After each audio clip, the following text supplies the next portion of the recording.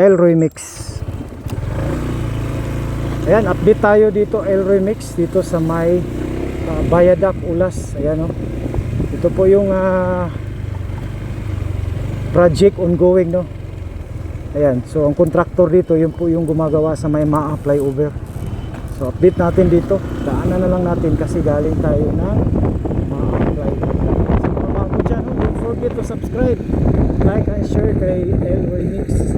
Magandang araw, magandang hapon sa inyong lahat. Ayan, kita natin yung poste. Talagang nag-ano na po yung double light dito, i-transfer na po nila. So yan, nakita natin dalawang poste na malalaki, no? Yun yung pinaka high tension power nila, no?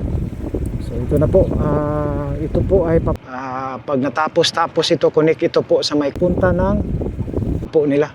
So yan, nakita natin dalawang poste na malalaki, no? Yun yung pinaka high tension pangalan dito. Pag natapos ito, connect ito po sa may coastal road. Ayan, no? Nagsisimula na sila dito mag-excavate para siguro mag-pile na sila dito at mag-connect na nila dyan sa may kalsada. Dito nakita natin Elroy Mix, no?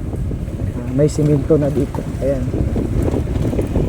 so 4 lanes ito dun sa kabila. Talagang aywan natin kung di pa sila nagsisimula dun sa kabila kasi yan nga, i-clearing pa yan dyan, no? So ito po yung pag natapos po yung pangalan dyan, yung Maa flyover, kasi dun po yung pole concentration nila. Pero sa ngayon ay mayroon namang nagtatrabaho dito. Ayan, nakita natin, no? So ayan, gumawa sila ng manhole. So dun sa unahan may gumagawa dun, nag-ano sila ng yung isang poste, nilagyan nila ng kulong para tulad dito malagyan din ng girder. Saka may isang poste pinakalas dyan sa may traffic light. Yan, nabuhusan na siguro yan, kaya may forma na yan. Pinatigas na lang nila yung semento. Elroy Mix. Ito, binanatan din nila itong isang poste na ito. Forma sila. Naglagay ng bakal.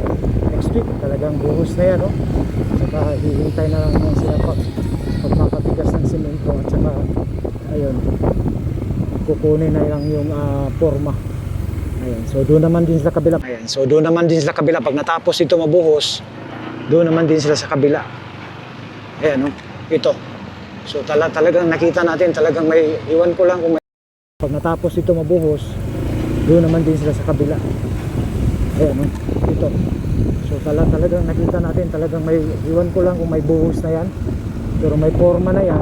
So ito yung pinakalas na poste hanggang sa punta na yan doon. Ewan, maliliit lang yung mga poste dito. I think nasa 6, 7. Tuloy-tuloy yan, mag-connect doon sa coastal road. Ayan. So dito tayo. Yan po yung dugtong, yung harap. Ayan. Punta na yan doon. Ewan, maliliit lang yung mga poste dito. Ito nasa 6, 7.